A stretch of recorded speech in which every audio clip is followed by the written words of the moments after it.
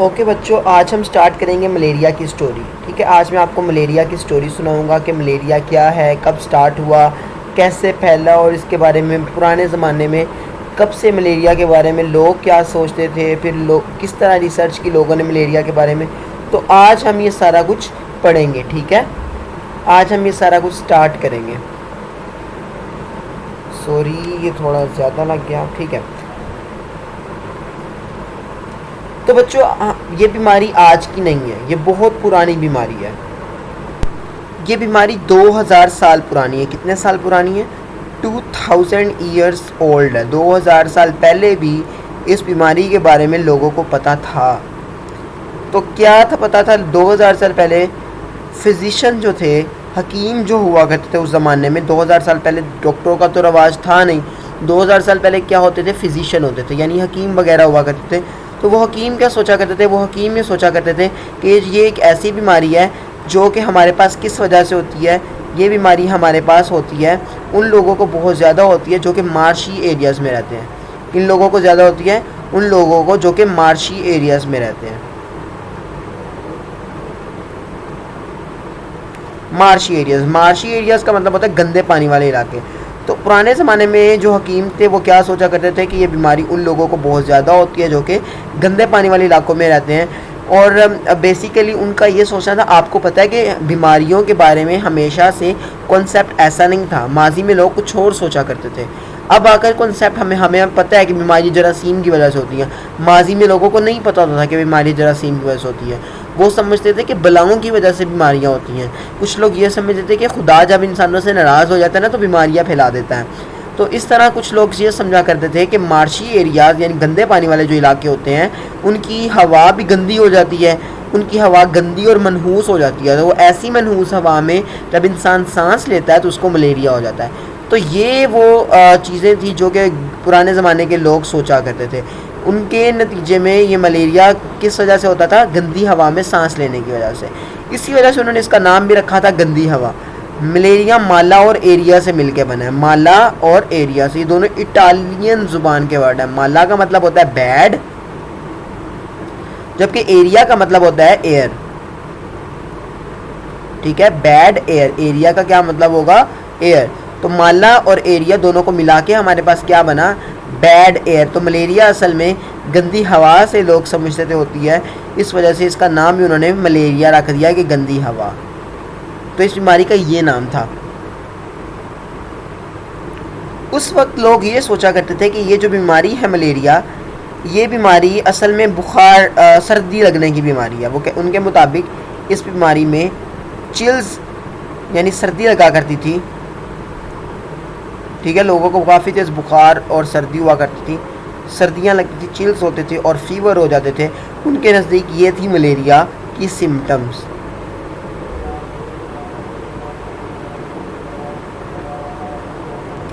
अब कुछ लोगों ने क्या किया? कुछ लोगों ने खुद को वॉलंटियर किया। उन्होंने कहा कि अगर गंदे पानी की वजह से, ये गंदा पानी ही सारी जड़ है मलेरिया की, तो गंदा पानी पी के देखते हैं। उन्होंने गंदा पानी पिया। अब उसका ये नतीजा निकला, उनको मलेरिया नहीं हुआ। तो डैट वाज द मलेरिया की स्टोरी। उनको मलेरिया नहीं हुआ। तो पहला जो कॉन्सेप्ट था कि गंदे पानी की वजह से मलेरिया होता है, तो वो कॉन्सेप्ट अब ख़त्म हो गया। लेकिन अभी भी एक बात थी कि ये बीमारी ज़्यादा उन्हीं लोगों को ही होती थी जो गंदे पानी वाले इलाकों में रहते थे। मार्शी एरियाज़ में रहने वालों को ये बीमारी ज़्यादा होती थी। लेकिन ये बात भी साबित हो गई कि गंदा पानी पीने से मलेरिया नहीं होता। तो फिर कोई ना कोई तो ताल्लुक था मार्शी एरियाज़ का और गंदे पानी वाले इलाकों का, और मलेरिया का कोई ना कोई ताल्लुक था। इवन पानी पीने से मलेरिया नहीं होता, लेकिन कोई ना कोई ताल्लुक लाजमी होगा। तो यहाँ पर हमारी एक सीन मुकम्मल होता है। नेक्स्ट सीन की तरफ अब हम ट्रांसफ़र होते हैं। अब हम पहुँच जाते हैं 17वीं सेंचुरी में। 17वीं सेंचुरी, 17वीं सदी में अमेरिका डिस्कवर हुआ।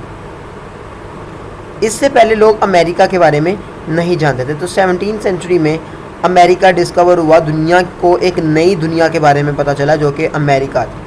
इससे पहले लोगों को अमेरिका के बारे में नहीं पता था, क्योंकि आपको पता है लोग कैसे ट्रैवल किया करते थे? बहरी जहाज़ से। और उससे पहले तो बहरी जहाज़ से भी ट्रैवल नहीं किया करते थे। तो लोगों ने बहरी जहाज़ के ज़रिए से अमेरिका को जब डिस्कवर किया कोलंबस ने, तो ये लोगों के लिए एक नई दुनिया थी, क्योंकि दुनिया के इस खिते को कोई भी नहीं जानता था। तो अमेरिका में चीज़ें बिल्कुल न्यू थी सबके लिए।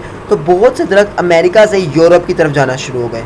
बहुत से ट्रीज़ जो अमेरिका से यूरोप जाना शुरू हो गए। उस टाइम पे यूरोप को काफ़ी बड़ा मरकज़ समझा जाता था तजारत का और नक़्ल अमल का, हर चीज़ का यूरोप को काफ़ी ज़्यादा समझा जाता था। तो यूरोप में बहुत से ट्रीज़ जाना शुरू हो गए। मुस्लिम भी यूरोप में काफ़ी ज़्यादा होते थे, तो यूरोप में ट्रीज़ जाना शुरू हो गए। इन ट्रीज़ में एक ट्री था, एक दरख्त था जिसका नाम था क्वीना क्वीना, जो कि अमेरिका से यूरोप जानता था। उस पौधे का नाम था क्वीना क्वीना। इस पौधे की बार्क को, इस पौधे की छाल को इस्तेमाल किया जाता था बुखार के इलाज के लिए। जिस किसी को भी बुखार होता था, हकीम इस क्वीना क्वीना की छाल को निकालते थे, पानी में डालते थे, उबालते थे और उसका एक कहवा बनाकर मरीज़ को पिलाते थे और उसका बुखार ठीक हो जाता था। किसका? क्वीना क्वीना का। तो अब हुआ कुछ यूँ कि अमेरिका में क्वीना क्वीना की किल्लत होना शुरू हो गई। अमेरिका में क्वीना क्वीना कम पड़ना शुरू हो गया। अब आपको पता है जब भी कभी कोई चीज़ कम बढ़ती है तो लोग ईमानदार नहीं होते हैं, लोग बहुत ज़्यादा बुरे होते हैं। तो वो उन्होंने क्या किया, उन्होंने क्वीना क्वीना के जैसे, क्वीना क्वीना अब ख़त्म हो गया तो एक और पौधा था जिसका नाम था, अब क्वीना क्वीना की कमी हो गई तो लोगों ने क्या किया, जो डिसऑनेस्ट लोग थे उन्होंने एक और पौधा था जिसका नाम था सिनकोना। सिनकोना, उन्होंने सिनकोना को क्वीना क्वीना की जगह बेचना शुरू कर दिया, क्योंकि सिनकोना बिल्कुल क्वीना क्वीना जैसा लगता था और इसमें इन दोनों में डिफरेंस करना बहुत मुश्किल था।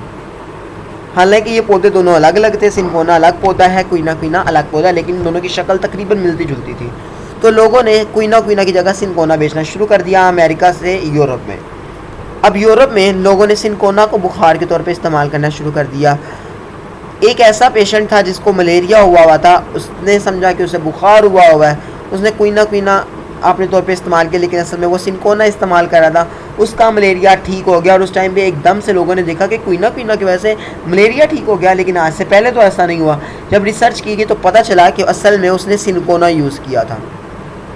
तो उस टाइम पे ये पता चला कि सिनकोना ही असल में वो पौधा है जो कि मलेरिया को ठीक करने के लिए इस्तेमाल होता है।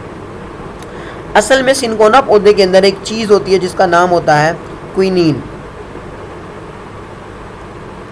ये क्विनीन वो चीज़ है जो कि मलेरिया के ख़िलाफ़ इस्तेमाल होती है और मलेरिया को ठीक करने के लिए इस्तेमाल होती है। क्विनीन। तो ये हमारी कहानी का दूसरा रुख था। अब हम चलते हैं कहानी के एक तीसरे रुख की तरफ। तो बच्चों, हमारा पहला सीन कहाँ का था कि आज से 2000 साल पहले का। दूसरा सीन था 17वीं सदी का। अब तीसरा सीन है 17वीं सदी के 200 साल बाद, यानी 19वीं सदी का। अब हम 19वीं सदी में पहुंच गए। 19वीं सदी में एक चीज़ डिस्कवर हुई जिसका नाम था जर्म थ्योरी ऑफ डिजीज़।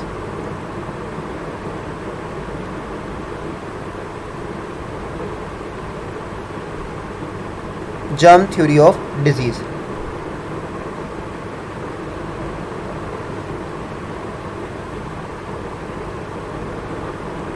इस बीमारी के मुताबिक कि कोई भी इस थ्योरी के मुताबिक कोई भी बीमारी किसी छोटे छोटे जानदारों की वजह से होती है।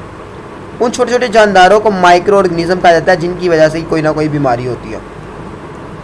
अब जब ये चीज़ सामने आई जर्म थ्योरी ऑफ डिजीज़ के मुताबिक, उससे पहले लोग सोचते थे बदरूहों की वजह से बीमारी होती है, आफात की वजह से, जिन्नों की वजह से, मतलब ये लोग सोचा करते थे। हर मज़हब में अलग कॉन्सेप्ट थे। लेकिन जब जर्म थ्योरी आई तो पता चला कि बीमारी की वजह छोटे छोटे जानदार होते हैं। तो अब लोगों ने सोचा कि मलेरिया की वजह भी छोटे छोटे जानदार हो गए। तो एक साइंटिस्ट था जिसका नाम था लेविरॉन।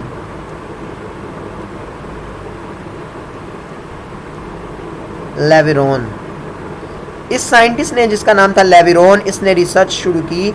इसने क्या किया, मलेरिया के कुछ पेशेंट्स का खून लिया। मलेरिया के पेशेंट्स का खून लिया और उस खून को इसने माइक्रोस्कोप में देखा। तो इसने देखा कि माइक्रोस्कोप के नीचे मलेरिया पेशेंट के खून में छोटे छोटे जानदार मौजूद हैं। उस टाइम भी इस बात को ज़्यादा लोगों ने एक्सेप्ट ना किया। वो भी यही सोचते थे कि मार्शी एरियाज़ की वजह से ही होती है। तो अब ये लेवरान ने लोगों को बताया, लेकिन लोगों ने उसकी बात को नहीं समझा। कुछ साल बाद एक और साइंटिस्ट ने यही एक्सपेरिमेंट किया। उसने भी छोटे छोटे जानदारों को देखा मलेरिया पेशेंट के खून में। तो उसको भी इतना एक्सेप्ट ना किया गया। एक और साइंटिस्ट ने जब तीसरी बार ये चीज़ ऑब्जर्व की तो लोगों का ध्यान अब इस तरफ आ गया, और उन छोटे छोटे जानदारों को जो कि मलेरिया पेशेंट के खून में नज़र आए उनको नाम दे दिया गया प्लाज्मोडियम। क्या नाम दिया गया?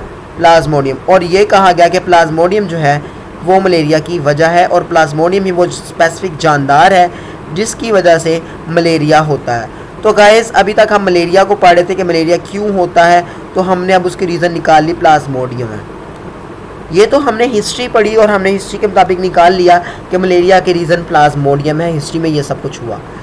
तो अब हम इस सारे प्रोसेस को जो अभी तक हमने समझा है हिस्ट्री के हिसाब से, इसको बायोलॉजिकल मेथड के तौर पर देखेंगे। बायोलॉजिकल मेथड में अगर इन सारी चीज़ों को हम इस्तेमाल करें, अब देखो हमारे पास एक पूरा नॉलेज है, एक पूरी हिस्ट्री है मलेरिया की, प्लाज्मोडियम की डिस्कवरी तक की। तो इन सब को हम बायोलॉजिकल मेथड के हिसाब से यूज़ करेंगे, एक बायोलॉजिकल प्रॉब्लम बनाएंगे, ऑब्जर्वेशंस बनाएंगे, और हाइपोथेसिस डिडक्शन बनाकर एंड पर हम क्या निकालेंगे? एक रिजल्ट निकालेंगे। तो नेक्स्ट लेक्चर हमारा इसी पर होगा। तो अभी तक आपने ये सारी हिस्ट्री को याद रखना है। पेपर पॉइंट ऑफ व्यू से आपने सिर्फ वही क्वेश्चन करने हैं जो मैं आपको पिछले लेक्चर में बता चुका हूँ।